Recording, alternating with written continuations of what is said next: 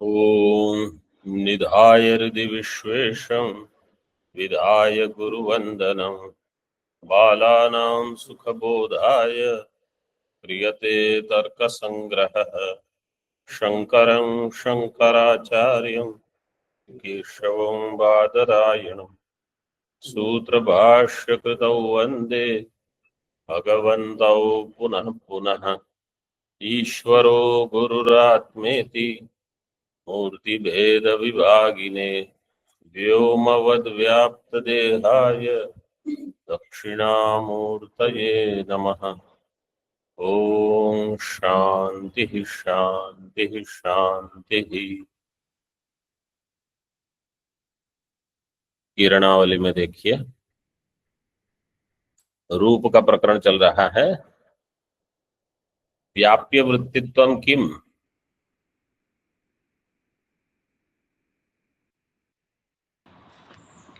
व्याप्य वृत्तित्व की परिभाषा क्या दी थी?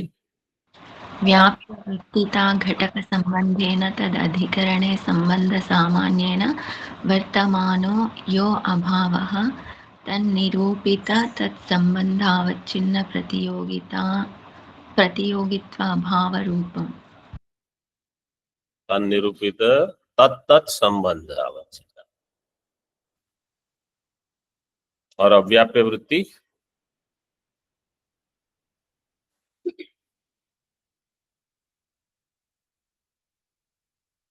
अव्याप्य वृत्ति का क्या लक्षण बताया था?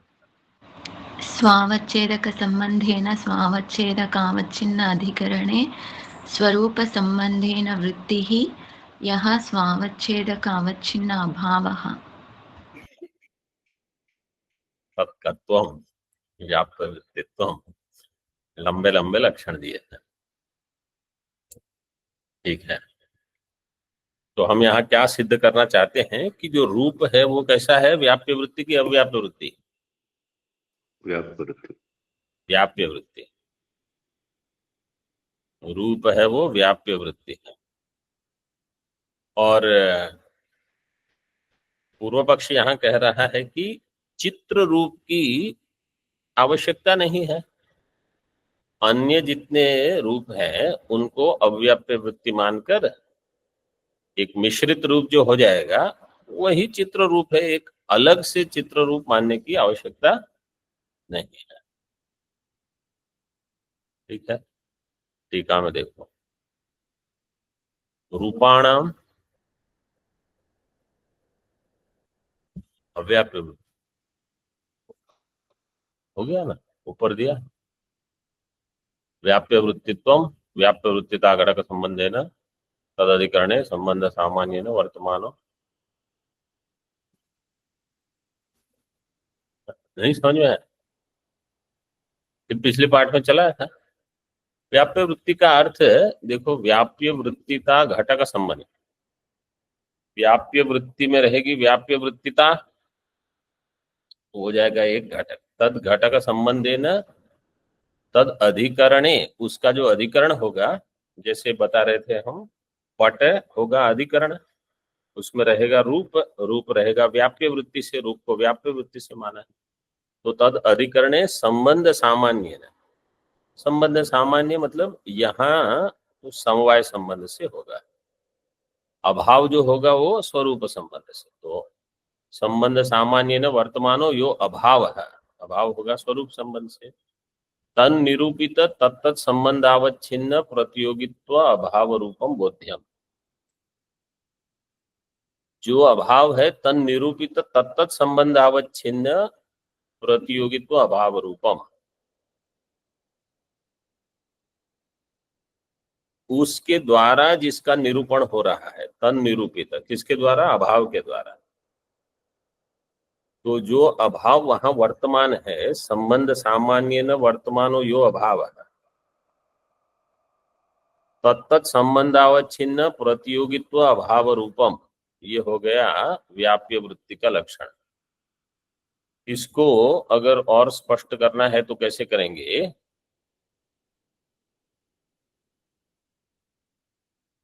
अगर हम दृष्टांत लेंगे,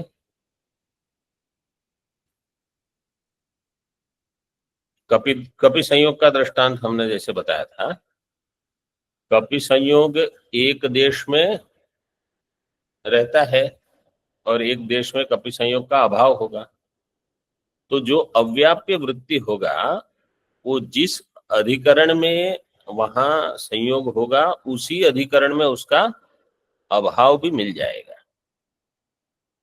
लेकिन यहाँ जिस अधिकरण में व्याप्य वृत्ति होगी उसी अधिकरण में उसके अभाव का अभाव होगा, ये ऐसे बताया था। तो वो हो गया व्याप्य वृत्ति। रूपाणाम एक और पहले प्रश्न कुछ एक दो आए थे। एक तो जब हम बता रहे थे मन का लक्षण, मैं जब कर रहा था, मतलब हम जब चला रहे थे, तो हमने कहा था युगपद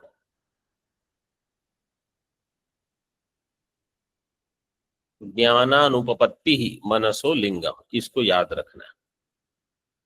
क्योंकि आया था वहां कि मन का कैसे एक साथ ज्ञान नहीं होता, अनेक ज्ञान एक साथ नहीं होते। आत्म मन संयोग, वहां शशकुली का कुछ दृष्टांत आया था। तो ये वाक्य को याद रखो, युगपद ज्ञानानुपपत्तिर मनसो लिंगम, एक साथ अनेक ज्ञान की उत्पत्ति नहीं होगी, यही मन का लक्षण है, मन का लिंग है। युगपत नहीं होगी, एक के बाद एक हो गए क्रम से।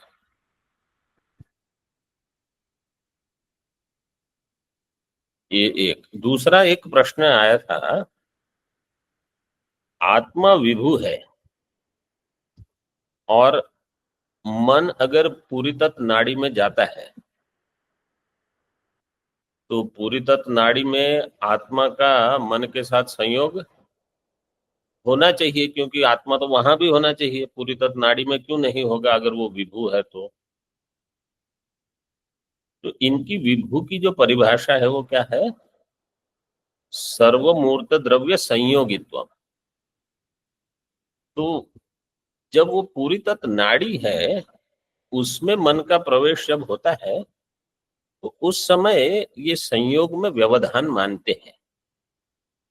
किसके संयोग में व्यवधान मानते हैं? आत्मा और मन के संयोग में। इसलिए वहां सुषुप्ति हो जाएगी, वहां ज्ञान का अभाव होगा, अन्यथा ज्ञान की राशि बनी रहेगी। ये एक प्रश्न आया था तो समाधान कर दिया। अब आगे देखो, रूपाणाम अव्याप्य वृत्तित्वेतु, अगर आप रूप को अव्याप्य वृत्ति स्वीकार करोगे तो क्या आपत्ति होगी वो बता रहे हैं। रूपाणाम अव्याप्य वृत्तित्वेतु एकैक चित्र रूप स्थले अनेक रूपाणाम एकैक तत्तद रूप प्राग भावादि स्थले अनेक रूप प्राग भावादीनांच कल्पनेन अनेक रूपेषु चित्राणि रूपाणि इत्याकारक प्रतीति विषयत्व कल्पनेन च गौरवम इति। 3 गौरव दोष हो जाएंगे। मतलब रूप को अगर अव्याप्य वृत्ति मानोगे, मतलब कैसे रूप को अव्याप्य वृत्ति मानेंगे? जैसे दृष्टांत में देता हूं, जैसे ये रूप है, यहाँ दिख रहा है आपको भाष्यकार का। अभी इसमें अनेक रूप है, चित्र रूप, अनेक सारे, मतलब नील है, पीत है, श्वेत है, कपीश है, रक्त है, अलग अलग है। ये सभी अव्याप्य वृत्ति अगर ऐसे आप स्वीकार करोगे और एक चित्र रूप नहीं मानोगे तो क्या कह रहे हैं? रूपाणाम अव्याप्य वृत्ति, तो बाकी जो जितने रूप है वो सब अव्याप्य वृत्ति हो जाएंगे। अव्याप्य वृत्तित्वेतु एकैक चित्र रूप स्थले, जहां श्वेत रूप होगा, वहां क्या होगा, अनेक रूपाणा, मतलब एक चित्र जहां है, एक चित्र रूप स्थले अनेक रूपाणाम, उसका अन्वय होगा कल्पना, कल्पनेन, तो उसके कल्पना करनी पड़ेगी। जहां चित्र रूप होगा, जैसे ये चित्र रूप है,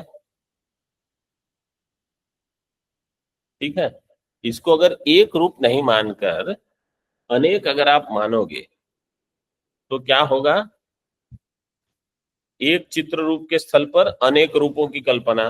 जैसे आप कह सकते हो यहाँ कितने रूप है, एक रूप कहने से उसके बदले आपको कहना पड़ेगा है 5 रूप है, 6 रूप है।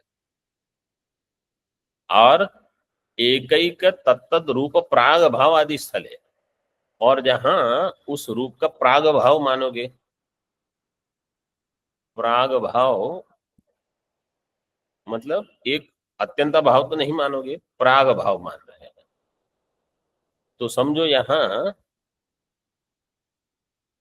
हरित का प्राग भाव है, समझो अगर है तो, अगर हरित का प्राग भाव है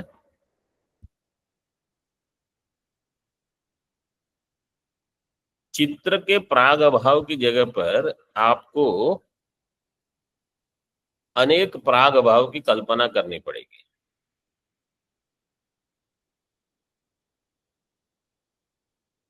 जैसे आप कहोगे यहाँ हरित का प्राग भाव है, श्वेत का प्राग भाव है, रक्त का प्राग भाव है, नील का प्राग भाव है, ऐसे। तो जहां चित्र रूप होगा तत्तद रूप प्राग भाव आदि स्थले अनेक रूप प्राग भाव आदि, मतलब यहाँ भी चित्र मानकर कि जहां चित्र रूप का प्राग भाव होगा तो वहां आपको 6 प्राग भाव मानने पड़ेंगे, जहां चित्र रूप होगा वहां आपको 6 रूप मानने पड़ेंगे।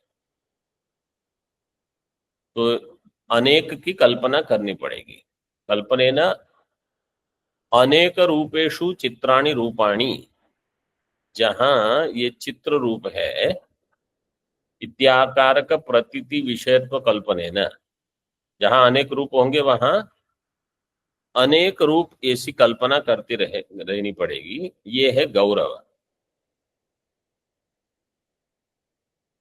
तो जैसे कोई आपको पूछेगा यहाँ कौन सा रूप है, तो आप क्या कहोगे, चित्र रूप है। इतना कहने के बजाय आपको क्या कहना पड़ेगा, यहाँ श्वेत रूप है, रक्त रूप है, नील रूप है, पीत रूप है, ये है वो है, ऐसे। कोई कहेगा यहाँ किसका अभाव है, तो वहां पर भी आपको 6 गिनाने पड़ेंगे। इस प्रकार चित्राणि रूपाणि इत्याकारक प्रतीति विषयत्व कल्पनेन च, ये सब कल्पना करनी पड़ेगी, सब में गौरव दोष होगा। इसलिए लाघवात व्याप्य वृत्ति एकम चित्रम रूपम अंगीकार्यम इति भाव है। इसलिए लाघव होने से एक ही, अव्याप्य वृत्ति में ये जो दिया है एकैक तत्तद रूप प्राग भाव आदि स्थले, मतलब वहां किसी एक का अभाव होगा, क्योंकि वो व्याप्य वृत्ति नहीं है, अव्याप्य वृत्ति है। तो जहां एक रूप रहेगा उसके पास में अन्य रूप का अभाव आपको मिल जाएगा। तो अगर अभाव है तो उतने आपको गिनाने पड़ेंगे। मतलब बजाय ये कहने के कि यहाँ कौन है, आपको क्या कहना पड़ेगा, यहाँ कौन नहीं है।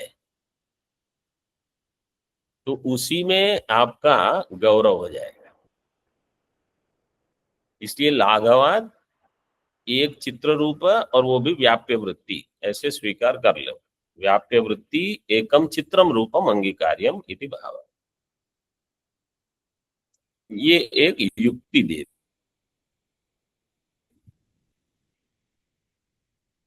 ननु लाघवाद पटे चित्रम रूपम एवं न अंगीकार्यम, लाघव के कारण पट में चित्र रूप के स्वीकार ही मत करो।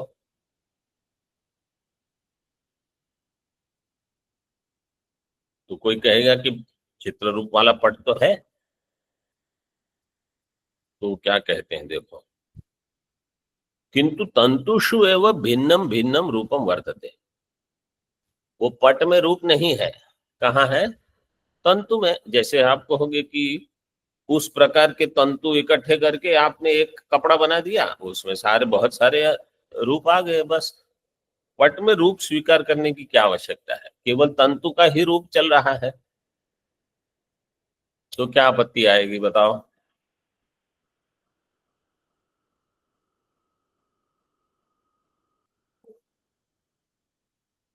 तंतु का रूप ही पट का रूप है।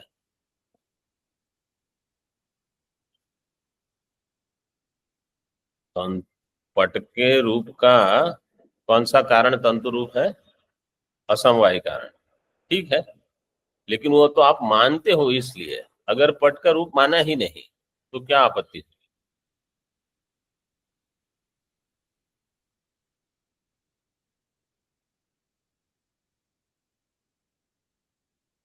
हाँ, जो अद्वैत सिद्धि पाठ में बैठते हैं, बताओ जरा।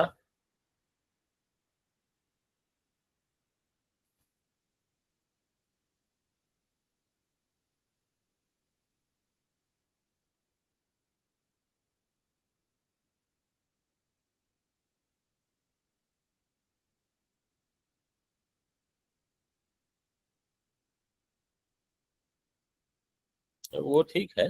पट का प्रत्यक्ष ही नहीं हो पाए। हाँ, ये वो प्रत्यक्ष के लिए रूप चाहिए।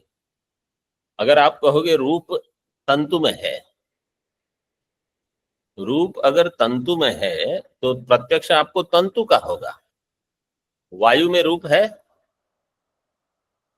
नहीं है। वायु में अगर रूप नहीं है तो वायु का प्रत्यक्ष नहीं मानते, मतलब चक्षुर इंद्रिय प्रत्यक्ष नहीं होगा।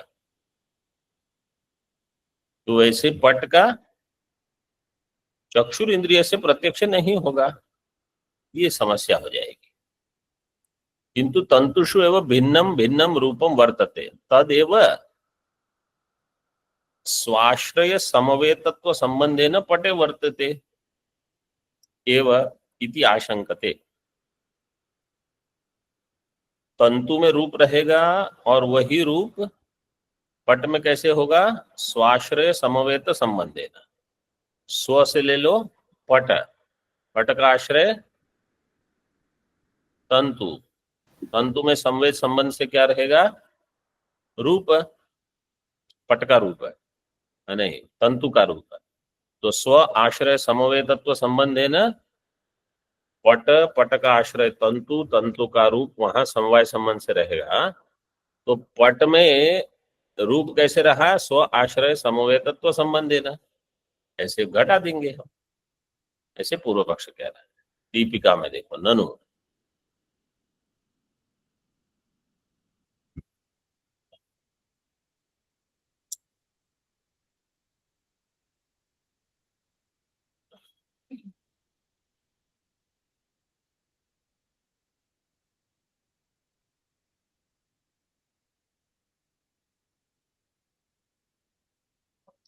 चित्रपटे अवयव रूपस्य प्रतीति ही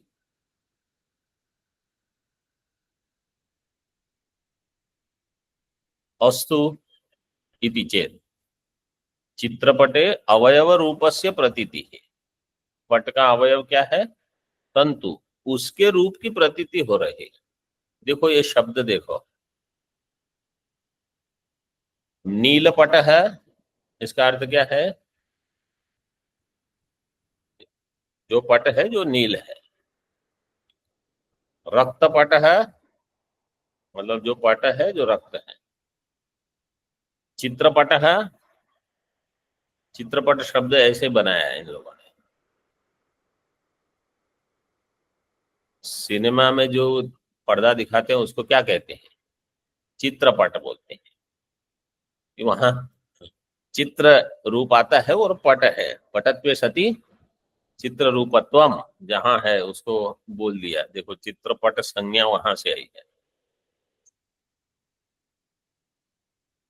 चित्रपटे अवयव रूपस्य प्रतीति ही अस्तु, अवयव के रूप की प्रतीति हो रही है। इति चेत न रूप रहितत्वेन पटस्य अप्रत्यक्षत्व प्रसंगात।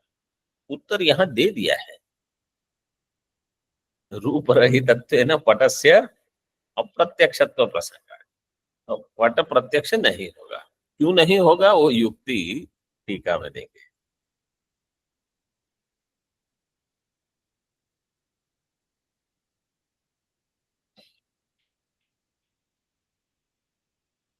उत्तरयति न इति रूपरहितत्वेन इति अयं भावः तर्हि पटे तु किमपि रूपम समवायेन न अंगीकृतम भवेत्।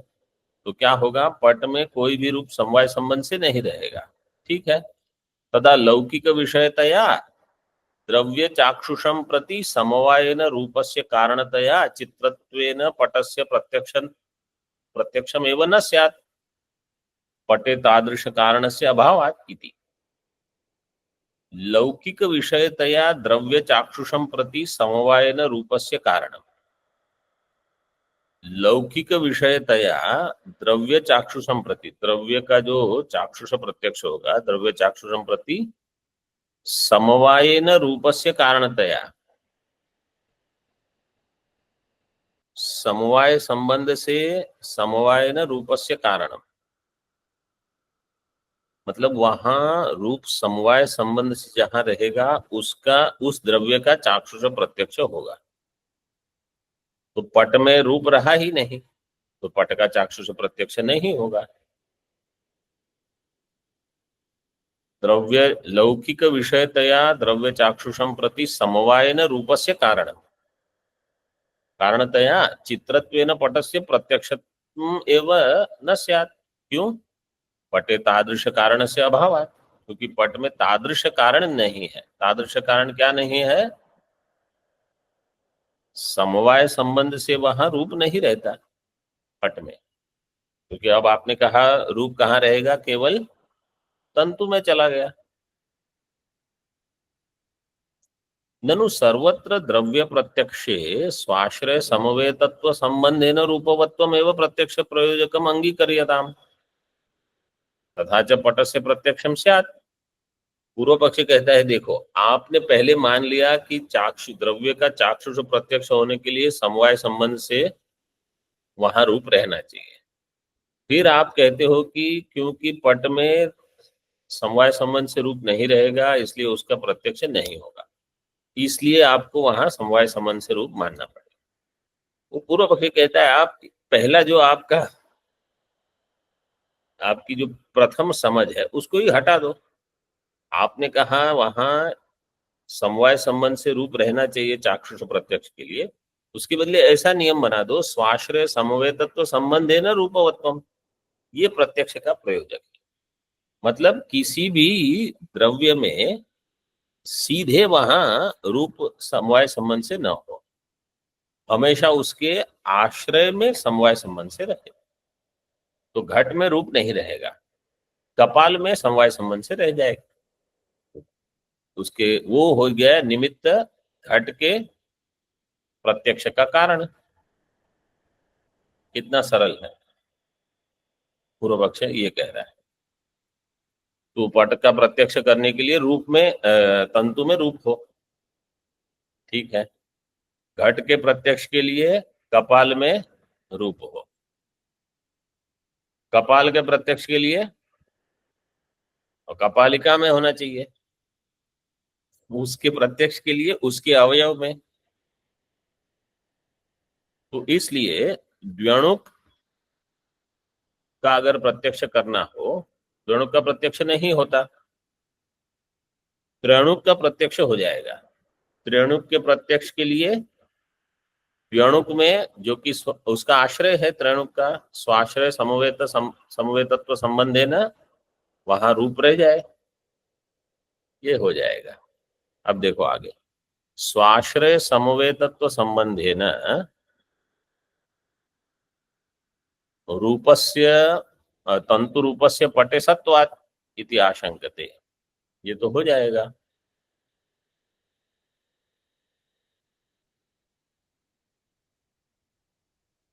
न च रूपवत् समवेतत्वं प्रत्यक्षत्व प्रयोजकम। सिद्धांत कहता है, मतलब नैयायिक कहेगा रूपवत् समवेतत्वं प्रत्यक्षत्व प्रयोजकम न। क्यों? इसमें गौरव दोष है। रूपवत् का अर्थ क्या है?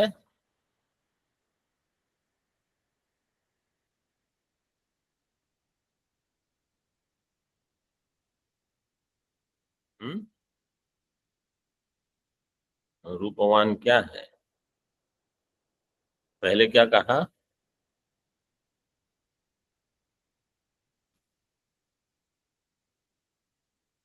स्व आश्रय समवेतत्वम। स्व आश्रय समवेतत्वम, इसके बदले कह दिया रूपवत। पट क्या होगा? रूपवत, रूप वाला, ऐसे। तंतु रूपस्य पटे सत्वादिति, तो इसमें कह दिया उत्तरयति गौरव दोष। यहाँ केवल इतना दिया है, एक पंक्ति और देख लो। साक्षात संबंधेन रूपस्य प्रत्यक्ष प्रयोजकत्व कल्पना अपेक्षया परंपरा संबंधेन रूपस्य कारणत्व कल्पने गौरवम इति भाव। गौरव दोष कैसे है? साक्षात संबंध से रूप प्रत्यक्ष का प्रयोजक नहीं माना आपने, परंपरा संबंध से रूप को प्रत्यक्ष का प्रयोजक माना। साक्षात संबंधेन रूपस्य प्रत्यक्ष प्रयोजकत्व कल्पना अपेक्षया, इसकी अपेक्षा से अगर आप परंपरा संबंध से रूप का कारणत्व कल्पना करेंगे उसमें गौरव दोष हो जाएगा। लेकिन इसका और एक दोष क्या है कि ऐसे जो नैयायिक हैं जो कहते हैं कि अणु और द्व्यणुक, हम इसको नहीं स्वीकार करेंगे, हम केवल त्रिणुक से आगे, क्योंकि प्रत्यक्ष केवल त्रिणुक का हो रहा है, तो त्रिणुक से आगे ही सबकी कल्पना स्वीकार करेंगे। तो उनके मत में त्रिणुक का साक्षात्कार नहीं होगा, क्योंकि त्रिणुक के लिए आपको रूप चाहिए द्व्यणुक में, उसके अवयव में, ये समस्या आ जाएगी। ऐसे अन्य एक टीकाकार ने बताया है, लेकिन यहाँ केवल गौरव दोष से हो जाएगा, इसलिए अभी उपसंहार कर रहे हैं। तस्मात्, तस्मात् क्या? पटस्य प्रत्यक्ष अनुपत्या चित्र रूप सिद्धि, इसलिए पट में प्रत्यक्षत्व नहीं होने के कारण, अनुपपत्ति होने के कारण चित्र रूप की सिद्धि हो गई। यह है अन्यथानुपपत्ति। पटस्य प्रत्यक्षत्व अन्यथानुपपत्त्या चित्र रूप सिद्धि ही। अन्यथानुपपत्ति का अर्थ है अर्थापत्ति। अर्थापत्ति का लक्षण क्या है?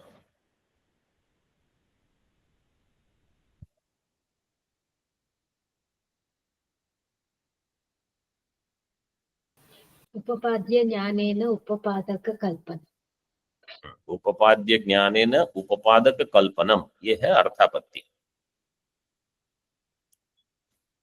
तो अब यहां देखो, इसमें उपपाद्य क्या होगा और उपपादक क्या होगा? पट का प्रत्यक्ष होता है, इसलिए उपपाद्य हो जाएगा पट प्रत्यक्षत्व, पट का प्रत्यक्षत्व। पीनत्व ज्ञानेन रात्रि भोजन कल्पनम, पटस्य प्रत्यक्षत्व ज्ञानेन चित्र रूप कल्पनम।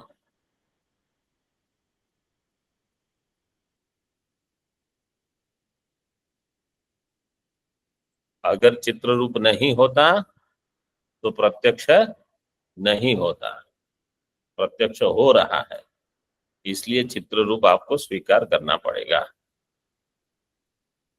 चित्र रूप कहाँ स्वीकार करना पड़ेगा? पट में, तंतु में नहीं। ऐसे रूपस्य आश्रयम आह पृथ्वी इति।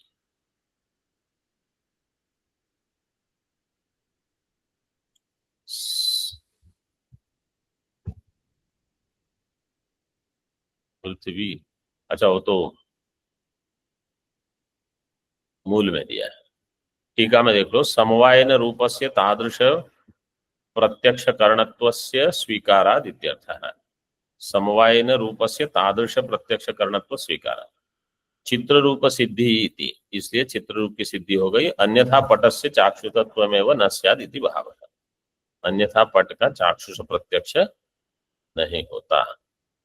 ओम पूर्णमदः पूर्णमिदं पूर्णात् पूर्णमुदच्यते पूर्णस्य पूर्णमादाय पूर्णमेवावशिष्यते। ओम शांति शांति शांति। शंकरं शंकराचार्यं केशवं बादरायणं सूत्रभाष्यकृतौ वन्दे भगवन्तौ पुनः पुनः। ईश्वरो गुरुरात्मेति मूर्तिभेदविभागिने व्योमवद्व्याप्तदेहाय दक्षिणामूर्तये नमः। ओम शांति शांति शांति।